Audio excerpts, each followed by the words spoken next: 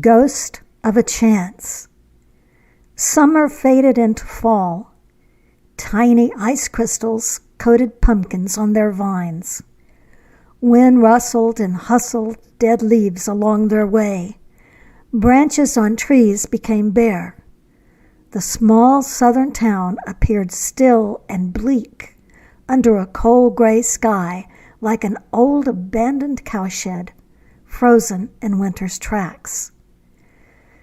The McClellan family burial ground was located at the bottom of a rather steep hill just below the elegant home that Sean McClellan, a wealthy merchant, had built almost 100 years before.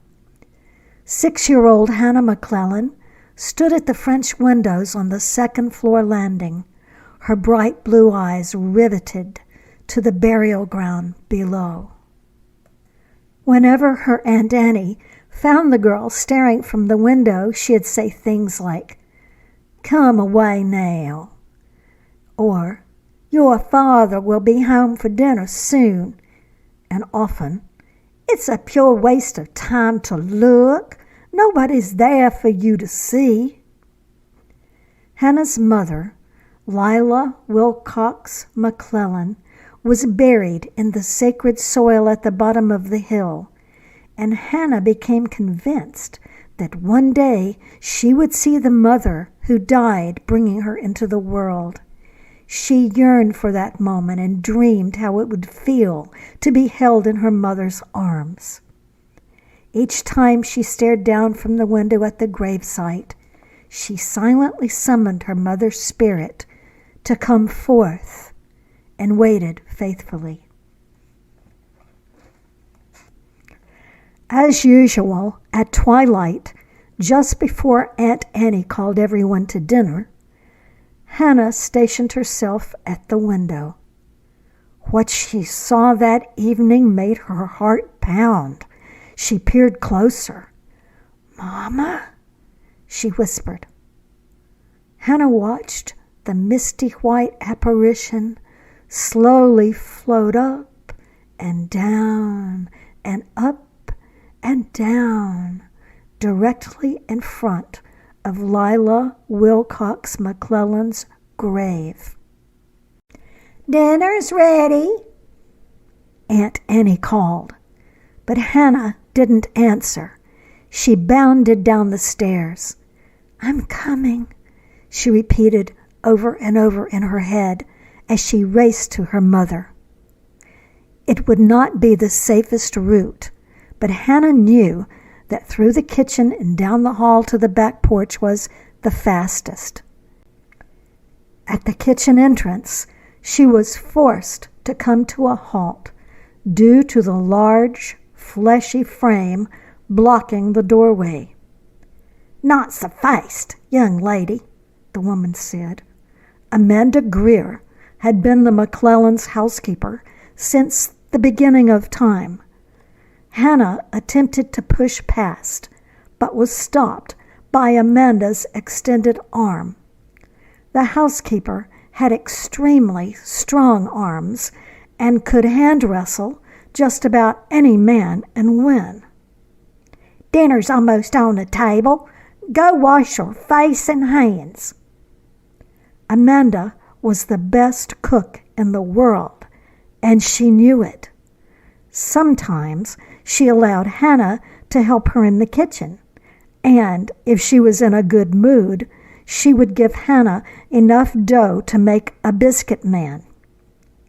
The housekeeper figured that Hannah was headed down the hill, but Hannah, determined not to miss what might be her only chance to ever meet her mother, ducked under Amanda's massive arm. The housekeeper watched in dismay as the normally obedient child, her long brown curls bouncing, escaped her grasp. An iron fence surrounded the McClellan burial ground, and inside, gnarled trees guarded the inhabitants. The rusty handle creaked and groaned as Hannah struggled to open the aged gate. Fearless, Hannah ignored the looming darkness and the terrifying stories told of raw head and bloody bones, the ghouls who roamed woods and graveyards hunting for children.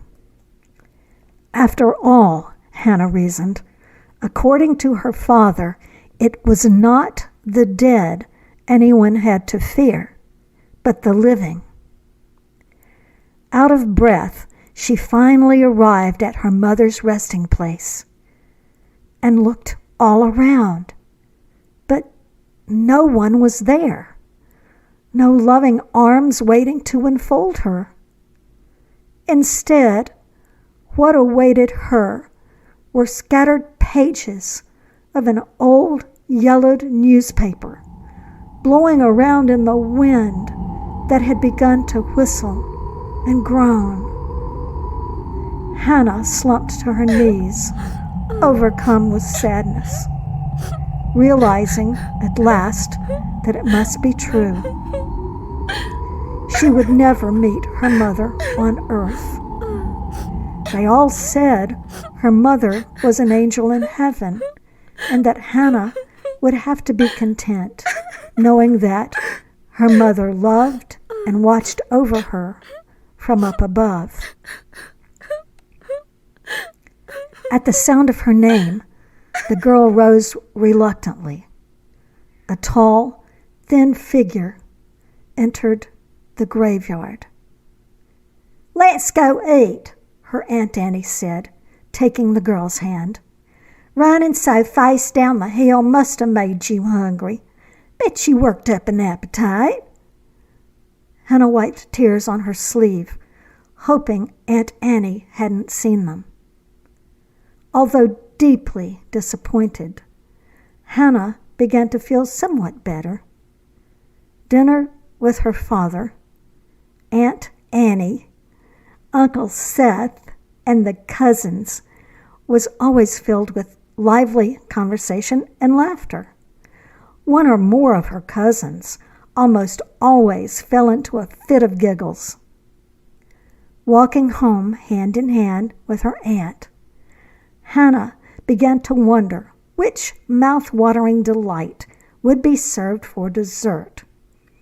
She hoped it would be her all-time favorite, Amanda's own unique, bardacious blackberry pudding.